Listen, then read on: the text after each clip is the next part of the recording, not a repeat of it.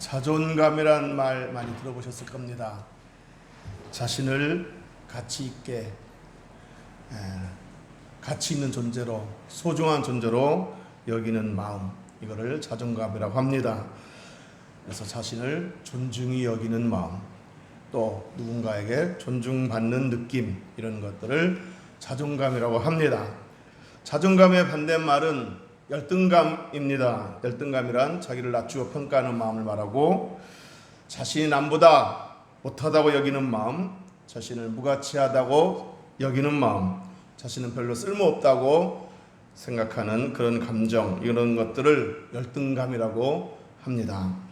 정도 차이는 있지만 누구나 사람마다 다 열등감은 조금씩 있습니다. 그러니까 중요한 것은 나에게 있는 열등감을 극복했느냐, 그렇지 못했느냐, 이것이 중요한 문제입니다. 자, 그런데 어떤 사람은 겉으로 보기에 열등감이 전혀 없을 것으로 보이는데, 객관적으로 봤을 때 열등감이 전혀 없을 것으로 보이는데, 의외로 자존감이 낮고 열등감이 많은 그런 사람이 있습니다. 또 반대로 어떤 사람은 열등감이 참 많이 있을 것이다, 저 사람은 참 열등감을 많이 느끼고 살 것 같다 라고 보이는데, 의외로 열등감은 적고 자존감이 높은 그런 사람도 있습니다. 저는 오늘 한 사람을 소개하고자 하는데, 이 사람은 누구보다도 열등감이 많이 있을, 열등감을 가질 소지가 많이 있어 보이는데, 의외로 자존감이 충만한 그런 사람입니다. 이런 사람을 소개하고자 하는데, 그가 바로 사도 바울입니다. 사도 바울은 누구보다도 열등감을 가질 소지가 많은 사람입니다. 왜냐하면 사도 바울에게는 남다른 약점, 치명적인 약점들이 많이 있기 때문입니다. 우선 바울에게는 아주 심각한 신체적인 질병이 있습니다. 이 병이 얼마나 심각한지, 이 질병의 고통이 얼마나 큰지 사도 바울은 이 질병을 가리켜서 육체의 가시다, 날마다 나를 찌르는, 날마다 나를 고통스럽게 하는 육체의 가시다, 이렇게 표현할 정도였습니다. 많은 신학자들은 이 질병이 고질적인 눈병일 것이다, 안 질환일 것이다, 이렇게 추측을 합니다. 그렇게 추측하는 근거가 뭐냐면, 바울이 예수 믿기 전에, 즉 바울이 예수 그리스도가 어떤 분인지를 잘 알지 못했을 때 믿는 자들과 교회를 많이 핍박했는데, 하루는 믿는 자들을 옥에 가두기 위해서 체포영장을 가지고 다메섹으로 가고 있을 때, 거기서 부활하신 예수님을 환상 중에 만나게 됩니다. 자, 그런데 이때 예수님으로부터 나오는 그 빛이 너무 강렬해서 그 빛 앞에 꼬꾸라졌는데, 그 빛이 너무 강렬해서 그만 3일 동안 눈을 뜨지 못했다고 말하고 있습니다.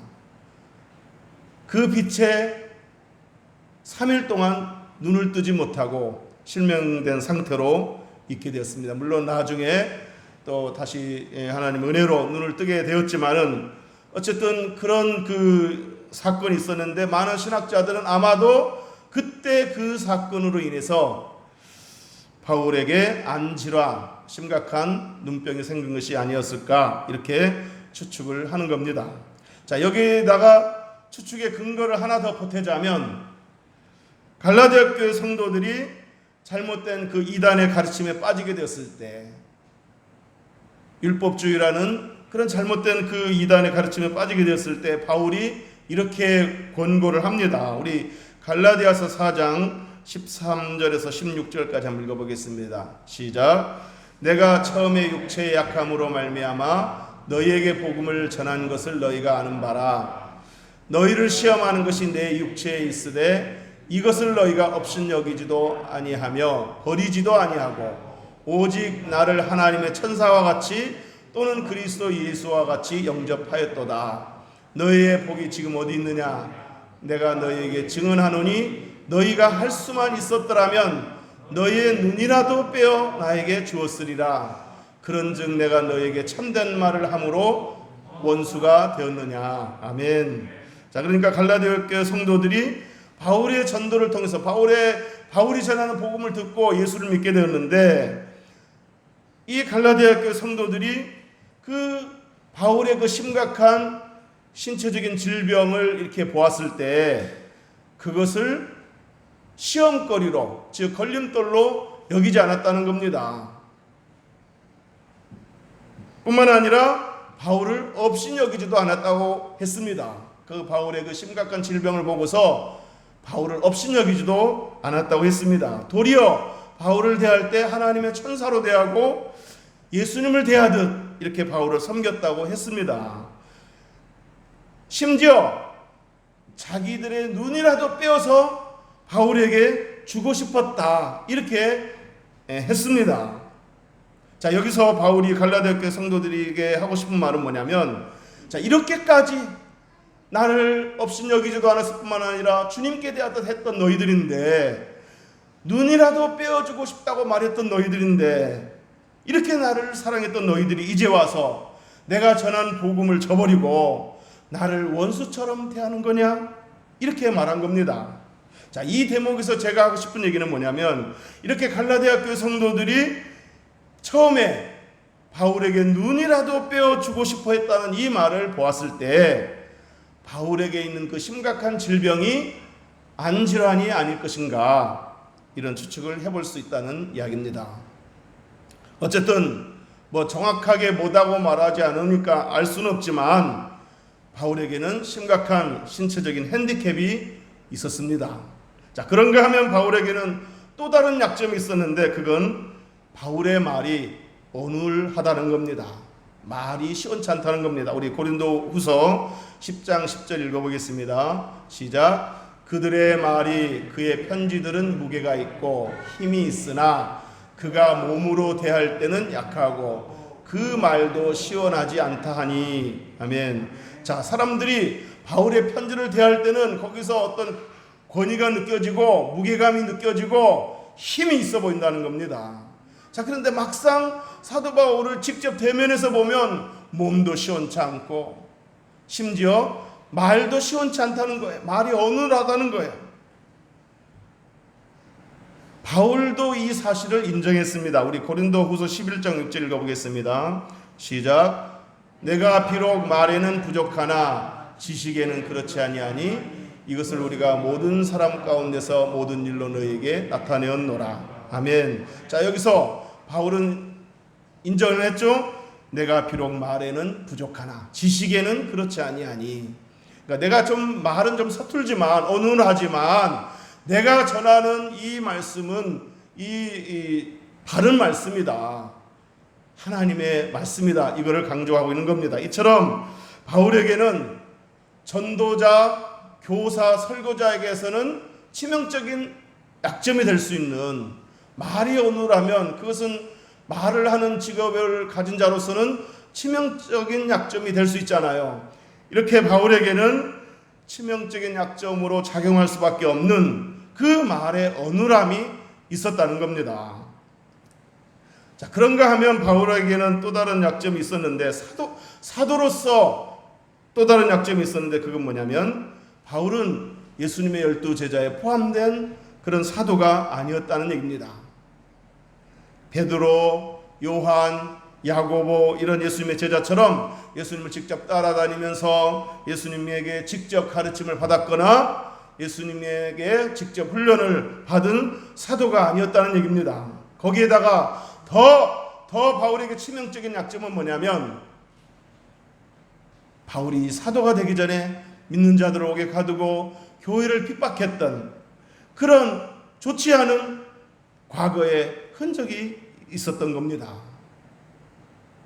자, 이렇게 이모저모로 바울에게는 약점이 많았습니다. 신체적인 핸디캡, 말의 어눌함, 12 제자에 포함되지 않음으로써 늘 끊임없이 바울도 사도인가 이런 그 오해와 의심을 받는 것, 또 교회를 박해했던 어떤 흔적, 이런 것들로 인해서 바울은 누구보다도 열등감을 가질 소지가 많은 사람이었다는 겁니다. 그래서 오늘 바울은 이렇게 고백합니다. 우리 9절 다 같이 한번 읽어보겠습니다. 시작. 나는 사도 중에 가장 작은 자라. 나는 하나님의 교회를 박해하였으므로 사도라 칭함받기를 감당하지 못할 자니라. 아멘. 바울은 스스로 나는 사도 중에 가장 작은 자다 이렇게 표현했고, 나는 사도라 칭함받기를 감당할 수 없는 자다 이렇게 자기 자신을 낮추어 말했습니다. 자, 그런데 이렇게 여기까지만 읽으면 바울은 정말 그 자신에게 있는 치명적인 약점으로 인해서 열등감에 사로잡혀 있는 것이 아닌가 이런 생각을 할 수도 있는데 결코 그렇지 않다는 얘기입니다. 사도 바울이 10절에서 이렇게 말합니다. 우리 10절 다 같이 한번 읽어보겠습니다. 시작. 그러나 내가 나 된 것은 하나님의 은혜로 된 것이니 내게 주신 그의 은혜가 헛되지 아니하여 내가 모든 사도보다 더 많이 수고하였으나 내가 한 것이 아니요 오직 나와 함께 하신 하나님의 은혜로라. 아멘. 여기서 이 앞부분에 내가 나 된 것은 하나님의 은혜로 된 것이니 그랬는데, 이 말의 의미는 나는 약점 투성이었고 부족함 투성이었는데, 그래서 결코 사도가 될 수 없었는데, 이렇게 사도가 되었을 뿐만 아니라 사도로서 이렇게 많은 일들을 감당할 수 있었던 것은 하나님의 은혜가 있었기 때문에 가능했다라고 하는 의미입니다. 다시 말해서 자신이 사도가 되기 전에는 그야말로 사도가 되기에는 그야말로 자격 미달이었고, 또 사도직을 감당하기에는 여러 가지 부족함 투성이었고 치명적인 약점들이 많았지만, 그래서 누구보다도 열등감을 많이 가질 수밖에 없는 사람이었지만 하나님의 은혜로 이 모든 것들을 극복할 수 있었다. 내가 나 된 것은 하나님의 은혜로 되었다라고 지금 말하고 있는 것입니다. 내가 나 된 것은 이 문구에서 앞에 있는 내가, 이 말은 내가 나에 된 것은 이 문구에서 앞에 있는 내가, 이 나는 치명적인 약점을 가진 나, 허물투성인 나, 자격미달인 나, 그래서 열등감을 가질 수밖에 없는 나이고, 뒤에 나오는 나 된 것은, 여기서 나는 열등감을 극복한 나, 자존감이 가득한 나, 쓸모있고 존귀한 나를 의미하는 겁니다. 자, 바울은 이렇게 여기서 열등감을 가질 수밖에 없는 나와 자존감이 가득한 나를 비교하면서 이 모든 것들은 전적으로 하나님의 은혜로 가능했다는 것을 고백하고 있는 겁니다. 내가 나 된 것은 하나님의 은혜로 된 것이니.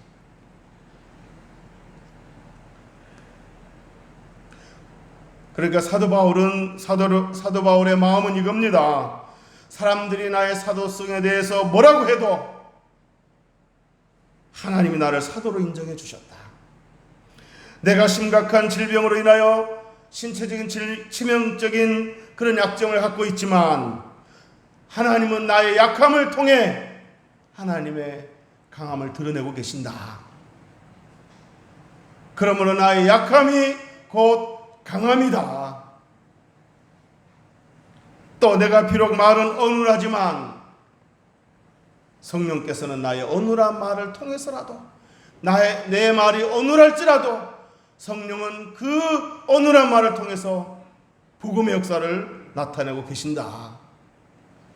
실제로 바울은 고린도전서 2장 1절 4절에서 이렇게 말했습니다. 우리 한번 다 같이 읽어보겠습니다. 좀 길지만은 인내심을 갖고 읽어보겠습니다. 시작. 형제들아, 내가 너에게 나아가 하나님의 증거를 전할 때에 말과 지혜의 아름다운 것으로 아니하였나니, 그 다음 내가 너희 중에서 예수 그리스도와 그의 십자가에 못 박히신 것 외에는 아무것도 알지 아니하기로 작정하였음이라. 내가 너희 가운데 거할 때 약하고 두려워하고 심히 떨었노라. 그 다음 내 말과 내 전도함이 설득력 있는 지혜의 말로 하지 아니하고 다만 성령의 나타나심과 능력으로 하여 너의 믿음이 사람의 지혜에 있지 아니하고 다만 하나님의 능력에 있게 하려 하였노라. 아멘. 자, 여기서 바울이 말하고자 하는 것은 뭐냐면 내가 복음을 전할 때에 말과 지혜의 아름다운 것으로 하지 않았다. 말을 아름답게 지혜롭게 이렇게 논리적으로 막 이렇게 애쓰지 않았다는 겁니다. 그 이유는 내 말과 내 전도함이 설득력 있는 지혜의 말로 하지 아니하고 다만 성령의 나타나심과 능력으로 하여, 그러니까 내 말로 어떻게 설득해 보려고 하지 않았다는 거예요. 성령의 나타나심과 능력으로 해서, 그렇게 해서 이렇게 듣는 사람들에게 그 믿음이 들어갈 때 5절에 너희 믿음이 사람의 지혜에 있지 아니하고 다만 하나님의 능력이 있게 하려 하였노라. 아멘.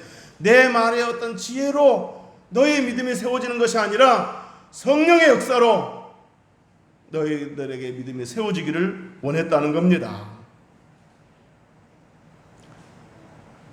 그러니까 바울은 비록 말이 어눌했지만 그 어눌한 말 때문에 위축되거나 기죽지 않았다는 겁니다. 왜냐? 성령께서는 이 어눌한 말을 통해서도 역사하시면 그 복음의 능력이 나타나는 것을 믿었기 때문입니다. 그래서 일부러 막 말을 이렇게 지혜롭게 아름답게 이렇게 묘사하려고 애쓰지 않았다는 겁니다.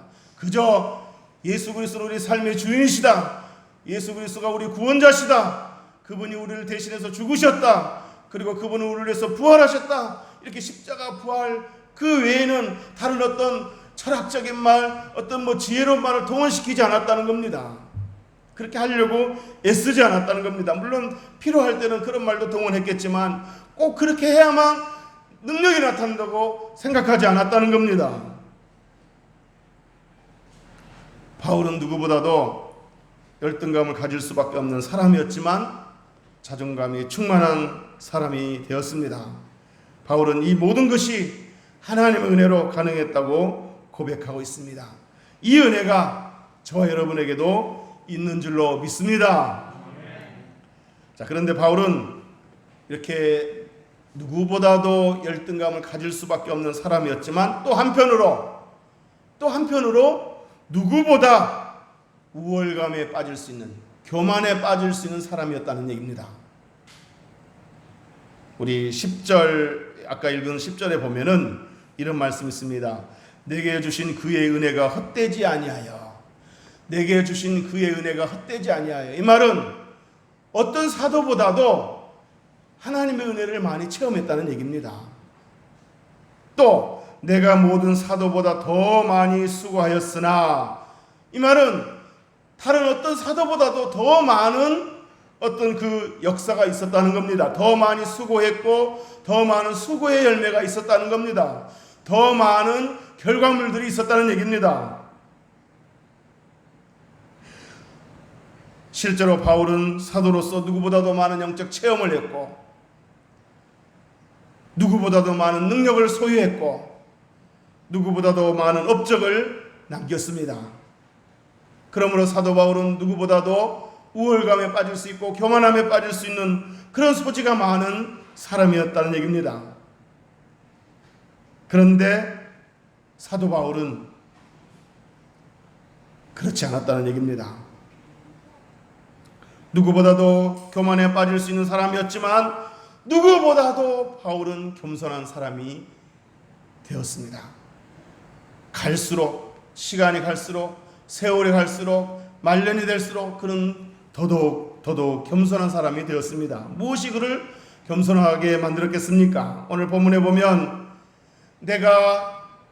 내게 주신 그의 은혜가 헛되지 아니하여 내가 모든 사도보다 더 많이 수고했지만, 그러니까 누구보다도 많은 은혜를 체험했고 많은 하나님 은사를 갖고 있고 그래서 누구보다도 어떤 사도보다도 더 많은 수고를 했고 누구보다도 더 많은 수고의 열매가 있지만 그것은 내가 한 것이 아니다. 오직 나와 함께 하신 하나님의 은혜로라. 이렇게 고백하고 있습니다. 자, 그러니까 바울은 누구보다도 많은 수고를 했고 누구보다도 많은 수고의 열매를 얻었지만 그것은 자신이 한 것이 아니고 하나님이 한 것이고 하나님이 함께 하셨기 때문에 가능했다라고 생각을 했기 때문에 그는 누구보다도 우월감에 빠질 수 있었고 교만에 빠질 수 있었지만은 겸손함을 잃지 않았다는 얘기입니다.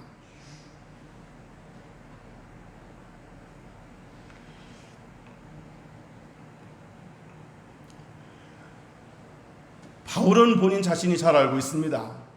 나는 몸도 시원찮고 말도 시원찮고 그래서 하나님 은혜가 아니면 아무것도 감당할 수 없었고 하나님 은혜가 아니면 어떤 능력도 나타날 수 없었고 하나님 은혜가 아니면 어떤 열매도 맺을 수 없다는 것을 누구보다도 잘 알았기 때문에 그는 교만할래야 교만할 수가 없었다는 얘기입니다.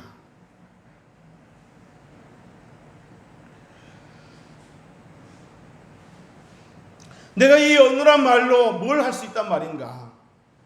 내가 이 육체의 가시를 가지고 어떻게 사역할 수 있단 말인가? 내가 지금까지 이렇게 사역할 수 있었던 것은 하나님의 은혜였다라고 지금 고백하면서 그는 겸손함을 잃지 않았습니다. 사랑하는 성도 여러분, 저와 여러분도 바울이 그랬다면 저와 여러분 더더욱 겸손할 수밖에 없는 사람들입니다. 교만할래야 교만할 건덕지가 없는 사람들입니다. 그런데 뭐 좀 남보다 비교해서 뭐 좀 잘났다고 그걸 가지고 교만하고 남 무시하고 그래서는 결코 안 되겠습니다. 우리는 하나님 은혜 아니면 교만할 건덕지가 없는 겸손 안 할래 안 할 수가 없는 그런 사람임을 항상 기억하며 살 수 있기를 주의 이름으로 축복합니다. 자, 이제 말씀을 정리하겠습니다. 오늘 바울이 우리에게 들려주는 고백은 이겁니다. 하나님의 은혜로 내가 나 될 수 있었고 하나님의 은혜로 내가 많은 것을 할 수 있었다. 반대로 하나님의 은혜가 아니었으면 나는 아무것도 할 수 없었고 하나님의 은혜가 아니었으면 나는 아무것도 될 수가 없었다라고 하는 겁니다. 이처럼 하나님의 은혜는 열등감에 빠질 수밖에 없는 나를 자존감이 충만한 나로 바꿔놓기도 하고 하나님의 은혜는 우월감에 빠질 수밖에 없는 나를 우월감에 빠질 수도 있는 나를 겸손할 수밖에 없는 나로 만들기도 합니다. 하나님의 은혜를 깊이 알고 하나님의 은혜에 젖어 살면 모든 것이 하나님의 은혜입니다 라고 고백하게 된다는 겁니다. 저와 여러분도 이렇게 항상 고백하며 살면 좋겠습니다. 하나님, 나의 나 된 것은 하나님 은혜입니다. 하나님 은혜로 자격 없는 내가 존귀한 내가 되었습니다. 하나님 은혜로 열등감에 빠져 살 수밖에 없는 내가 이렇게 자존감을 갖게 되었습니다. 하나님 감사합니다. 앞으로도 하나님 은혜가 필요합니다. 하나님 은혜가 아니면 설 수도 없고 하나님의 은혜가 아니면 살 수도 없고 하나님의 은혜가 아니면 맡은 직분 감당할 수도 없고 하나님의 은혜가 아니면 이 험한 세상 살아갈 수도 없고 이 악한 세상 이길 수도 없고 하나님의 은혜가 아니면 이 악한 세상에서 타락할 수밖에 없습니다. 하나님, 저는 매 순간 매일 하나님의 은혜가 필요합니다. 은혜 위에 은혜를 더하여 주옵소서. 제가 신학교 다닐 때 은혜 위에 은혜라는 말을 이렇게 해석한 교수님이 계셨습니다. 은혜 위에 은혜라는 말은 은혜가 떨어질만 하면 또 채워지고 은혜가 떨어질만 하면 또 채워진다는 그런 표현이라고 이렇게 해석하는 것을 제가 기억합니다. 저와 여러분이 정말 은혜 위에 은혜가 넘치는 그래서 은혜 가운데 젖어 살면서 자존감이 충만하고 또 겸손함이 늘 유지되는 그런 아름다운 복된 성도 되시기를 주의 이름으로 축원합니다. 기도하겠습니다.